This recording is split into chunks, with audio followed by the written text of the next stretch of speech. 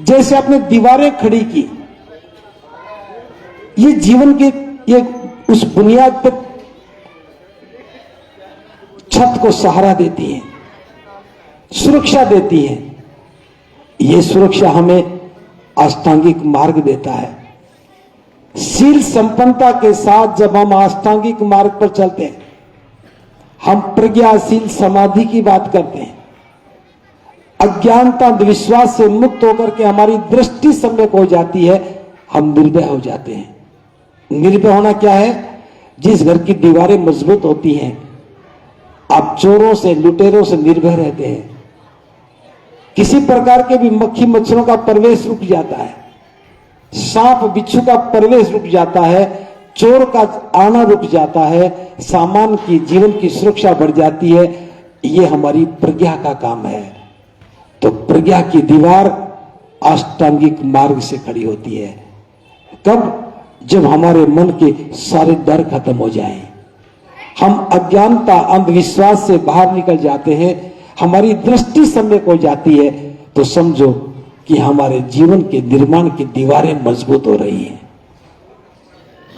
जब हमारा चित्त निर्मल हो जाता है, हमारी बुद्धि निर्मल हो जाती है, उस अवस्था में जब हम निर्णय लेते हैं, उसको बोलते हैं सम्यक संकल्प। बुद्धि की निर्मलता में जब हम कोई संकल्प लेते हैं, किसी काम को करने का निर्णय लेते हैं, तो फिर हमारे प्रयास भी सम्यक होते हैं, और प्रयास भी ठीक हो, संकल्प भी ठीक हो, तो परिणाम हमेशा अच्छे आते हैं। जब हम प्रज्ञा का पालन करते हैं, जब सम्यक दृष्टि और सम्यक संकल्प की बात करते हैं, जब हम मध्यम मार्ग पर चलने लगते हैं, प्रज्ञा की बात करते हैं, तो प्रज्ञा का अर्थ ही है अज्ञानता का नाश होना, बुद्धि का निर्मल होना, और बुद्धि की निर्मलता से जीवन कितना सुंदर हो जाता है।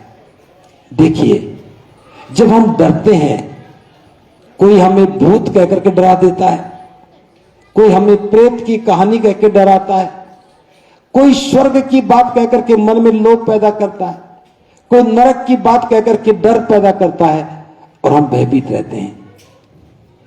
महाकारुणिक बुद्ध ने जीवन को निर्भय बनाने के लिए दृष्टि को सम्यक करने के लिए कहा। और दृष्टि सम्यक कैसे होगी? जब हम अनुभव से गुजरते हैं। उदाहरण के लिए बात बता रहा हूं, आपने अनेकों बार चर्चा की होगी, कभी स्वर्ग की चर्चा की होगी, कभी नरक की होगी ना? अब ये बात सोचिए, स्वर्ग में या नरक में कौन जाता है? जो मर जाता है। ये जिंदा जा सकता है, जो मर गया और लौट के नहीं आता है। जिंदा जा नहीं सकता, मुर्दा लौट के आ नहीं सकता, तो किसने बताया कि वो स्वर्ग है, वो नरक है? किसने बताया? नहीं पता ना, लेकिन मानते सभी लोग हैं। किसी से पूछो, स्वर्ग की बात करेंगे, नरक की बात करेंगे। स्वर्ग देखा किसी ने नहीं, नरक देखा किसी ने नहीं, जानते सभी हैं। यह अंधविश्वास है। और बुद्ध कहते हैं इससे मुक्ति हो जाए, यही सम्यक दृष्टि है। और सम्यक दृष्टि का अर्थ है बुद्धि का निर्मल होना। जितनी भी अज्ञानता की अंधविश्वास की परतें हैं, दिमाग से उतर जाना। उदाहरण के लिए समझा रहा हूं, आपके बच्चे का पेपर है, परीक्षा है दिल्ली में, और सुबह सुबह तैयार होकर के घर से निकलने लगा, और निकलते ही आगे से बिल्ली गुजर गई। आपके मन में क्या ख्याल आएगा? बिल्ली रास्ता काट गई। आज तक मैंने किसी बिल्ली को रास्ता काटते नहीं देखा। आपकी परीक्षा है दिल्ली में, और बिल्ली यहां अपने भोजन की तलाश कर रही है और घबरा गए। इससे ज्यादा अज्ञानता कोई हो सकती है क्या? बिल्ली को तो पता भी नहीं कि आप दिल्ली जा रहे हैं, बिल्ली को पता भी नहीं कि आपकी परीक्षा है, और आप घबरा रहे हो, बिल्ली को ब्लेम कर रहे हो, रास्ता काट गई, अब तो मेरा पेपर बिगड़ जाएगा। अरे पेपर को तो प्रिंट हुए भी कितने महीने हो गए, जब तो बिल्ली को भी नहीं पता था। हर आदमी अज्ञानता में फंसा है और दूसरे को पागल समझता है। और समझदार क्या करेंगे, बेटा वापस आ जा, एक गिलास पानी पी ले, अब चला जा। कुछ कहेंगी चूल्हे की राख चाट ले, चूल्हे की राख चाट ले मतलब सड़क रिपेयर हो गई। अब बाहर निकला तो सामने कुत्ता बैठा था, कान फड़फड़ा दिए। अब तो और अपशकुन, अगर कुत्ता भी कान फड़फड़ाता, अरे कुत्ते के कान पर मक्खियां बैठी थी, अपनी मक्खी उड़ा रहा है और तुम डर रहे हो। आदमी के जीवन की बुनियाद कितनी कमजोर है। छींक मेरे को आई, अब शकुन आपका हो गया। कैसे हो गया? कितने डर हमारे मन में है। बुद्ध की शरण में आते ही ये सारे डर खत्म हो जाते हैं।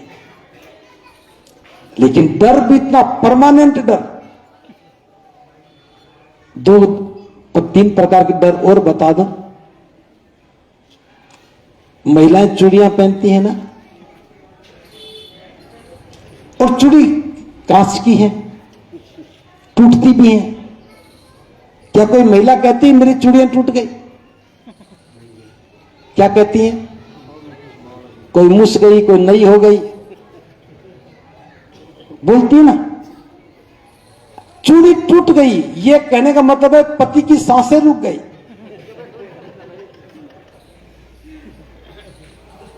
सारी ग्रामर ही फेल हो गई। पता महिला क्यों नहीं बोलती? क्योंकि जिसके पति की सांसें रुक जाती हैं, सारी महिलाएं मिलकर के उसकी चूड़ियां उसकी छाती पे तोड़ती हैं। अब जो छाती पे टूटती हो और वैसे टूट जाए तो कैसे कहते चूड़ी टूट गई? पति तो मरा ही नहीं। ये अविद्या है, ये डर है। और इस डर में आदमी कभी भी सही निर्णय नहीं लेता है। और डरता भी कितना है कि इसको मापा भी नहीं जा सकता कितना डर है। बुद्ध ने इसी डर को खत्म किया। बुद्ध ने इन्हीं बातों से हमें मुक्त किया। एक छोटी सी घटना बता रहा हूं, ठीक से समझ में आ जाए। एक नौजवान था, सारा दिन कर्मकांड करता रहता था। गांव के लोगों ने बहुत समझाया कि भाई इससे बाहर निकल, तू भी कोई घर का काम कर ले, लेकिन उसकी समझ में नहीं आया। एक बार बुद्ध का नगर में आना हुआ तो कुछ लोगों ने तथागत से कहा कि तथागत, हमारे गांव का भी नौजवान है, सारा दिन कर्मकांड करता रहता है, कोई काम नहीं करता है। अगर आपकी अनुकंपा हो जाए, आपकी कृपा हो जाए तो उसका भी कल्याण हो जाए। तो बुद्ध उसके पास चले गए। बुद्ध तो महाकारुणिक थे। जाकर के उस नौजवान से पूछा कि हे नौजवान, तुम ये सब क्या कर रहे हो? उसने कहा कि मैं ये कर्मकांड कर रहा हूं, अनुष्ठान कर रहा हूं। बुद्ध ने पूछा कि ये सब करने के पीछे तुम्हारा मकसद क्या है? उसने कहा कि मैं ये सब करने से स्वर्ग में जाऊंगा।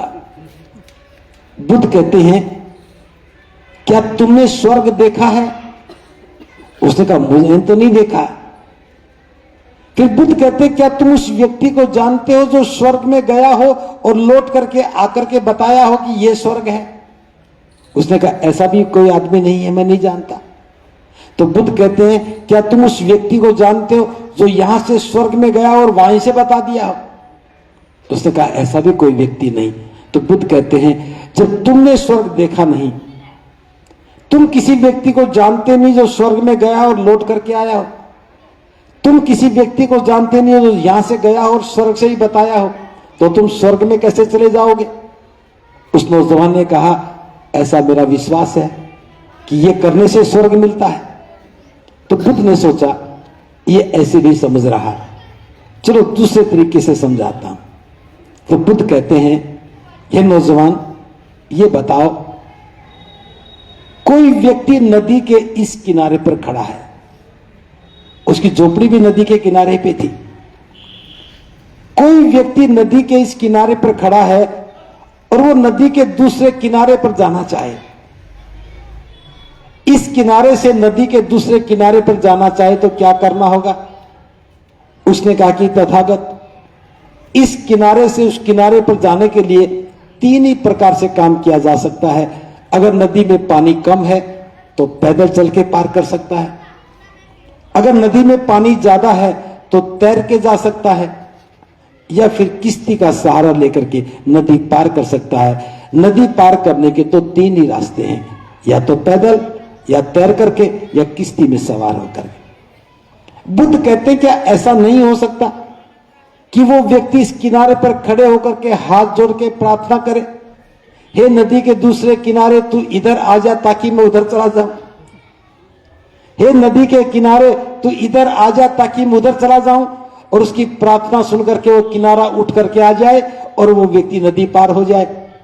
और नौजवान हंसने लगा, ये तथागत, ये तो संभव नहीं है, भला प्रार्थना करने से नदी का किनारा कैसे उठ के आ सकता है? तो बुद्ध कहते हैं, जब कोई यहां खड़े होकर के प्रार्थना करेगा तो उस किनारे पे सुन भी जाएगा। जब यहां खड़े होकर के प्रार्थना करने से हम नदी पार भी नहीं जा सकते, और तुम स्वर्ग में जाने की बात करते हो, जिसका रास्ता पता नहीं, दूरी का पता नहीं, जगह का पता नहीं, तुम कैसे चले जाओगे? इतनी बात सुनते ही उस नौजवान की आंखें खुल गई और कहा कि तथागत, धन्य है आप, कितने दिन से मैं भ्रमित हो रहा था, आपने मेरी आंखें खोल दी, कितनी सरलता के साथ आपने मुझे समझा दिया। उसने सारा सामान फेंका और कहा कि तथागत, आज से ही आप मुझे आजीवन अपना शरणागत शिष्य स्वीकार करें, और बुद्ध का अनुयायी हो गया। बुद्ध ने किसी को जबरदस्ती नहीं कहा, समझाया कि क्या सही है और क्या गलत है। यही है हमारे जीवन निर्माण की बात। जब तक हम अपने जीवन से अज्ञानता को, अंधविश्वास को खत्म नहीं करेंगे, हमारे मन के डर खत्म नहीं होंगे, और खत्म नहीं होंगे तो हम हमेशा डरते रहेंगे। एक बात और पूछ रहा हूं, जब आपको किसी बच्चे की शादी करनी होती है तो मुहूर्त निकलवाते हैं ना? किस लिए निकलवाते हैं? ताकि इसका जीवन सुंदर हो, ठीक रहे। आपकी सबकी शादी के मुहूर्त निकले होंगे ना, या नहीं निकले? आपकी शादी शुभ मुहूर्त में हुई थी, अशुभ मुहूर्त में? जो पति पत्नी रोज लड़ते हैं, उस मुहूर्त का क्या हुआ? जिसके पति पहले मर गए या पत्नियां पहले चली गई दुनिया से, उनके मुहूर्त का क्या हुआ? शादी में बारात आती है, बहुत भयंकर बरसात आ जाती है, तो उस मुहूर्त का क्या हुआ? शादी करने गए थे, दूल्हा दुल्हन रास्ते में दुर्घटना हो गई, मर गई, मुहूर्त का क्या हुआ? कितना पागलपन! एक बात सोचिए, क्या किसी व्यक्ति के जन्म लेने का कोई मुहूर्त है? आप पैदा हुए, क्या किसी ने मुहूर्त निकाला? और किसी के मरने का कोई मुहूर्त है क्या? पैदा हुआ, उसके बाद उसे 80 साल, 90 साल, 100 साल जीना, कोई मुहूर्त नहीं था, पैदा हो गया। और जिस क्षण पैदा हुआ उसी क्षण खुशी घर में आई। वो शनिवार था या रविवार था, रात थी या दिन था, दोपहर थी या शाम थी, किसी भी क्षण बच्चा पैदा हो जाए वही खुशी का क्षण है। और जिस क्षण सांस निकल जाए वही मृत्यु है। आज तक कोई भी जन्म की और मृत्यु की मुहूर्त निकलवाने नहीं गया, तो शादी का मुहूर्त क्यों निकलवाते हो? अरे जिस क्षण आपके संकल्प मजबूत हो जाए उसी समय शादी कर लो। और शादी के बाद अगर सीलों का पालन करोगे तो सुख मिलेगा, नहीं करोगे दुख मिलेगा। शराब पी के घर में आओगे तो दुख मिलेगा। शादी भले कोई से मुहूर्त में कर लियो। शादी का मुहूर्त आपके सुख का गारंटी नहीं देता है। आपके विचार, आपका स्वभाव, आपका व्यवहार, ये जीवन के सुख की गारंटी देते हैं। और इसके लिए कोई मुहूर्त की आवश्यकता नहीं। आप शराब पीते थे, आज से पीना बंद कर दो। इससे सुंदर मुहूर्त हो सकता है क्या? आप क्रोध करते थे, घर में बच्चों को डांटते फटकारते थे, आज से कहो कि मैं क्रोध नहीं करूंगा, मैं मारूंगा पीटूंगा नहीं। इससे बेहतर हो सकता है क्या मुहूर्त? जिस क्षण आपके संकल्प जाग जाएं,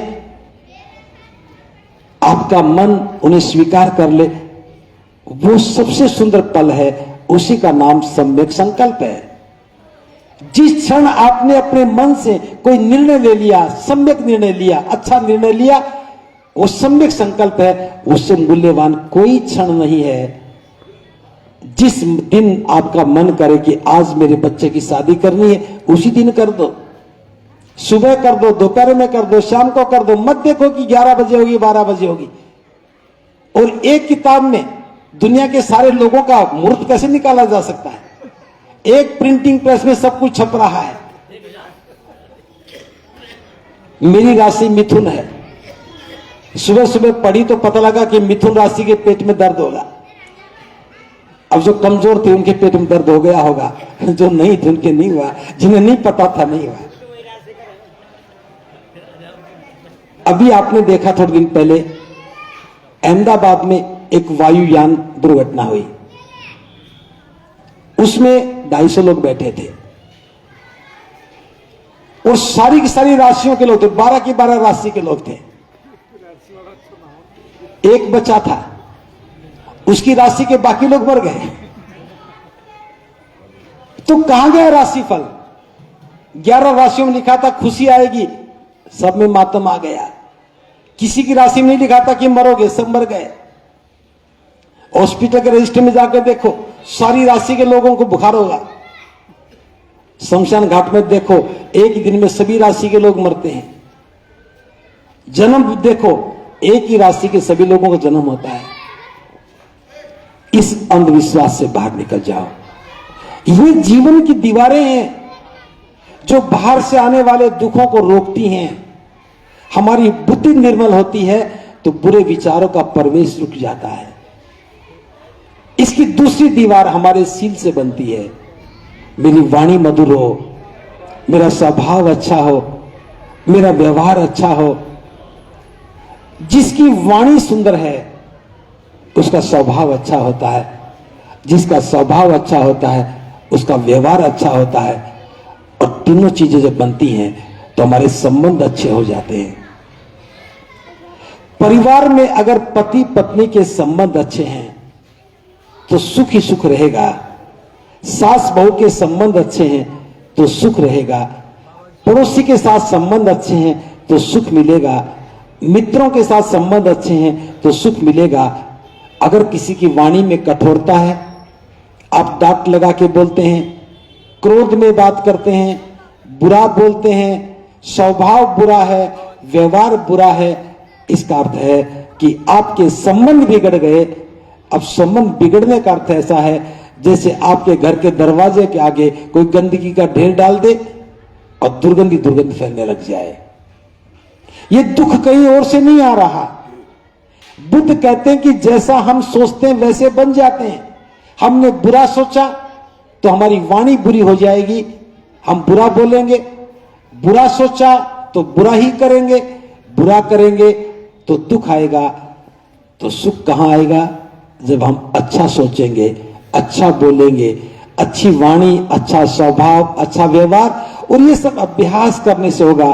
तो तीसरी दीवार मध्यम मार्ग के माध्यम से शीलों से बनती है और अगली दीवार बनती है समाधि से, कि हम अपने मन के विकारों को दूर करें। सम्यक व्यायाम शरीर का अभ्यास नहीं है, मन का अभ्यास है। हमारे मन में जितने भी बुरे विचार हैं बाहर निकालें। बुरे विचार पैदा होते हैं उसको रोक लें, अच्छे विचारों को आने दें और अच्छे विचारों को और बढ़ाएं। ये 4 काम जो लोग करते हैं ध्यान साधना के माध्यम से, हम बैठ करके ध्यान करते हैं और ध्यान से जब हम अपने मन को देखते हैं तो सबसे पहले क्या देखते हैं? मेरे मन में विकार कौन कौन से हैं। विकार का मतलब बेकार की बातें, बस वो विकार बाहर निकलने चाहिए।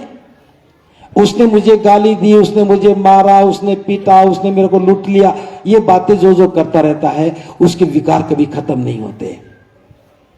हम किसी के प्रति ईर्ष्या करते हैं तो हमारे मन में क्रोध पैदा होता है। जब हम लोभ के वशीभूत होते हैं तो हम झूठ बोलने लगते हैं, चुगली करने लगते हैं।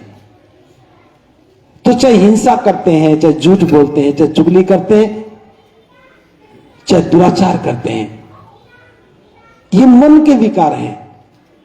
तो ध्यान साधना के माध्यम से जब हम जीवन को तराशने लगते हैं तो अपने मन के विकार दूर करते हैं, और मन के विकार दूर होते हैं तो हम समाधि में पहुंच जाते हैं। और समाधि क्या है? चित्त की निर्मल अवस्था ही समाधि है। मेरे मन में कोई विकार नहीं है, यह समाधि है। जब आदमी 5 बंधनों को पार कर लेता है, ईर्ष्या को, लोभ, आलस्य, संदेह और अनिश्चय। अनिश्चय मतलब काम करूं या ना करूं, आज करूं या कल करूं, कल करूंगा, परसों करूंगा, ये अनिश्चय रहता है। संदेह, जब हम किसी पर भरोसा नहीं करते। आलस्य, काम ही नहीं करते। लोभ, जब बिना इच्छा के भी हमें पाने की रहती है, ये मुझे मिल जाए। ईर्ष्या, जब हम किसी से द्वेष करते हैं। इन 5 बाधाओं को जब पार कर लेते हैं तब हमारा समाधि का मार्ग पूरा होता है, अष्टांगिक मार्ग पूरा होता है, और 5 बाधाओं को पार करते ही निब्बान का द्वार खुलता है। निब्बान का द्वार, निब्बान का मतलब है परम सुख। और परम सुख का अर्थ हो गया कि आपकी मकान की सुरक्षा पूरी, अब आपको सुख का दरवाजा मिल गया। लेकिन सुख का दरवाजा कब सुख देता है? जब हम 10 पारमिताओं का अभ्यास करते हैं, जब हम दान देने लगते हैं। दान का अर्थ है दूसरों के कल्याण के लिए काम आए। भूखे को भोजन दिया, ठंड से ठिठुरने वाले को वस्त्र दिए, रोगी को औषधि दे दी, पढ़ने वाले को ज्ञान प्राप्ति का साधन दे दिया। जो भी किसी के काम आ रहा है, जिससे उसका दुख दूर हो रहा है, वो दान है। किसी को खून की आवश्यकता है, आपने अपना खून दिया, उसका जीवन बच गया, ये दान है। तो दान कोई धन का ही दान नहीं है, धन का भी दान है। धन से भी काम चलता है। जो व्यक्ति निरंतर दान करता है उसकी दान पारमिता पूरी होती है, और दान पारमिता से कल्याण की भावना पैदा होती है, और कल्याण की भावना से हम दूसरों के दुख दर्द दूर करने का प्रयास करते हैं। जब प्रयास करते हैं तो हमारे मन में करुणा पैदा होती है, और ये करुणा हमें जोड़ती है। करुणा परिवार को जोड़ती है, समाज को जोड़ती है, और करुणा ही है जो पूरी मानवता का निर्माण करती है। ये हमारे मकान की छत हो गई। चित्त निर्मल है, मन में करुणा है, सबका कल्याण ही कल्याण है, जीवन कितना सुंदर हो जाता है। जब हम करुणा के शांति दान की पारमिता पूरी कर रहे थे तो करुणा की पारमिता पूरी हो गई। जब करुणा की पारमिता पूरी कर रहे हैं तो मन में शांति है, सुख है। सुख और शांति की पारमिता पूरी होती है। जब हम निष्कर्म में करते हैं, यानी कि संकल्प ले लिया कि मुझे अच्छा काम ही करना है, ये संकल्प हमें निरंतर उत्साहित रखता है। जब हम संकल्पित होकर काम करते हैं, अधिष्ठान लेते हैं, कभी भी ना रुकने वाला काम अधिष्ठान हो गया। कुछ बातों की उपेक्षा करनी पड़ती है, उपेक्षा पारमिता हो गई। तो इस प्रकार से एक एक करके हम 10 की 10 पारमिताओं का अभ्यास करते हैं। ये अभ्यास हमें परम सुख का मार्ग देता है, परम सुख देता है। जो व्यक्ति पारंगत हो गया पारमिताओं में, उसका सुख ही सुख मिलता है। तो अब देखिए, आप भवन निर्माण की बात कर रहे थे और मैं जीवन निर्माण की बात कर रहा हूं। भवन निर्माण की सामग्री बाजार में मिलती है, जीवन निर्माण की सामग्री कोई बाजार में नहीं मिलती। आप कहो कि मेरे मन का लोभ खत्म हो जाए, कोई दवा नहीं है। आप कहो कि मेरे मन का डर खत्म हो जाए, कोई दवा नहीं। आप कहो कि मेरे मन का क्रोध खत्म हो जाए, कोई दवा नहीं। आप कहोगे कि मेरे मन में बुरे विचार ना आए, कोई दवा नहीं। दवा है केवल और केवल अष्टांगिक मार्ग का पालन करना। बुद्ध की शिक्षाएं सिद्धांत समझ में आ जाए, जीवन में उतर जाए तो जीवन सुखी हो जाए। तो मैं आपसे इतना कहना चाहूंगा, बुद्ध की शरण में आने का अर्थ है जीवन निर्माण करना। हम बुद्ध की बात करते हैं, ये किसी के लिए प्रतिस्पर्धा का विषय नहीं है। हम किसी को छोटा बनाने की बात नहीं करते, हम किसी से बड़ा बनने की बात नहीं करते, हम अपने जीवन का कल्याण करते हैं। और जो व्यक्ति अपना कल्याण करने लगता है वो दूसरों के कल्याण से पीछे कैसे रह सकता है। जब आप अपना भला कर रहे हैं, आपके मन में खुद के प्रति भले की भावना है, तो क्या हम दूसरे के को दुखी देख सकते हैं? जो दूसरों को दुखी देख सकता है वो खुद का भी कल्याण नहीं कर सकता।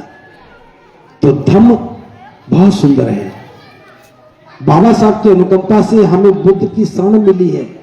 इस जीवन को सुंदर बनाओ। मैं इतना कहूंगा, नहा धो करके अच्छे वस्त्र पहन लेने से हम सुंदर दिखते हैं, होते नहीं हैं। अच्छे कपड़े पहनने से, अच्छे आभूषण पहनने से हो सकता है कि थोड़ी देर के लिए हमें लगे कि मैं बहुत अच्छा लग रहा हूं, लेकिन जब मुंह खुलेगा और गाली निकलेगी तो आभूषणों की सुंदरता आपके व्यक्तित्व को भी बढ़ा सकती है।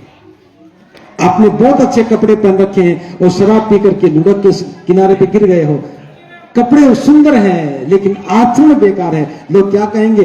अरे आदमी तो ठीक लगता है लेकिन पिए हुए पड़ा है। आचरण सुंदर बनाता है, स्वभाव सुंदर बनाता है, व्यवहार सुंदर बनाता है। और बुद्ध के धर्म में तो आधार ही है। दूसरे धर्मों में जो आधार ईश्वर है, बुद्ध के धर्म में वो सदाचरण है।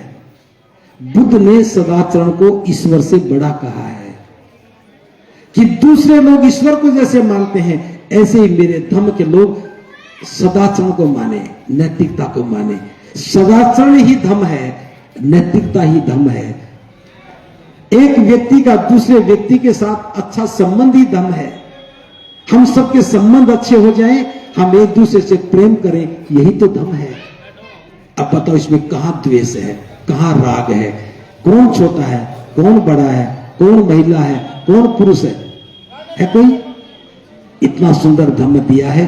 तो बस मैं बहुत सारी बात ना करते हुए इतना कहूंगा, एक बार पुनः आपको साधुवाद कि आपने एक विहार बनाया, वहां बैठ करके केवल जीवन निर्माण की बात करनी है, चुगली नहीं करनी, किसी की बुराई नहीं करनी, किसी की निंदा नहीं करना। और जब भी विहार में जाओ, जब भी आप देशना सुनो, जब भी धर्म की बात करो तो जीवन निर्माण की बात करना। किसी की बुराई मत करना, किसी की निंदा मत करना, किसी से ईर्ष्या मत करना, किसी से प्रतिस्पर्धा मत करना। प्रतिस्पर्धा हमें अपने गुणों की करनी है। और बस अंत में दो बातें हो रही छोटी छोटी। हम अभी तक सिर्फ बात करते रहे हैं, महिला और पुरुष में कोई भेद नहीं है क्या? जब बौद्ध बने हो तो घर की महिलाओं के घूंघट नहीं होने चाहिए। और महिलाएं बात तो सुने, घूंघट करना इंसानियत के विरुद्ध है। अगर घूंघट करने से इज्जत बनती तो मैं भी घूंघट में आता, आप भी घूंघट में ही आते। और आयोजकों से मैं भी कहता कि सभी घूंघट में आए, इज्जत का मामला है।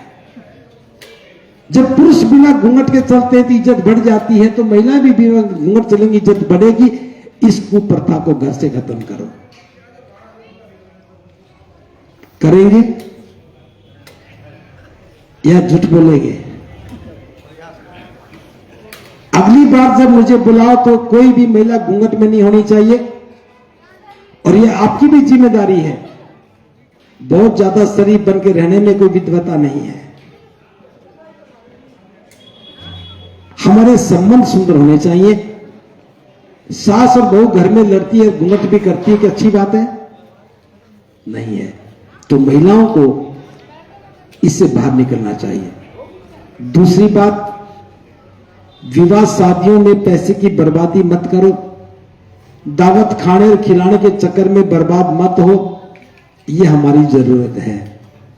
तीसरी बार, किसी के घर में किसी की मृत्यु हो जाए तो मृत्यु भोज नहीं करना है। कोई करे तो खाना नहीं है, क्योंकि ये हमारा मानवीय गुण है। बस इन बातों को अगर करने लगेंगे। और एक और बात, सप्ताह में कम से कम एक बार पूरा परिवार बैठ करके साथ खाना खाए। हर रोज नहीं खा सकते तो कम से कम सप्ताह में एक बार परिवार के सभी लोग साथ बैठ करके खाना खा लें। जिस दिन आप ये काम कर लोगे तो समझ जाना कि आप बौद्ध होने की दिशा में एक कदम आगे आ गए हो। जब साथ बैठेंगे तो घूंघट तो हटाना ही पड़ेगा। परिवार में सप्ताह में एक बार साथ बैठ के खाना है और समाज में महीने में एक बार साथ बैठ के खाना है। जो खाना आपके घर में बनना है, महीने में एक बार वो खाना यहां बनाओ, सभी मिलके बनाओ, सबके सहयोग से बने और फिर सारे बैठ करके धर्म की चर्चा करो। किसी अच्छे भिक्षु को बुलाओ और भिक्षु उनको बुलाओ, धर्म की चर्चा करो और सारे साथ बैठ करके भोजन करो। समाज बनेगा। घर में साथ बैठ के खाओगे तो परिवार बनेगा, समाज में साथ बैठ के खाओगे तो समाज बनेगा। मैं बौद्ध हूं, जाति से मुक्त हूं, बौद्ध मेरा समाज है, ये काम पूरा हो जाएगा। अगर जाति को पकड़े रखा, परिवार को बनाया नहीं, समाज को बनाया नहीं, तो मेरा आना नहीं आना सब निरर्थक हो जाएगा। बस मैं कामना करता हूं कि मेरी बात आपकी समझ में आ जाए, आपके प्रयास सफल हो जाए। इसी कामना के साथ मैं अपनी बात को विराम देता हूं। आपने मेरी बात को बड़े ध्यान से सुना। आप सबका मंगल हो। साधु साधु साधु साधु। बहुत बहुत साधुवाद श्रद्धेय भिक्षु करुणाशील राहुल जी, जो आपने मानव को श्रेष्ठ बनाने के लिए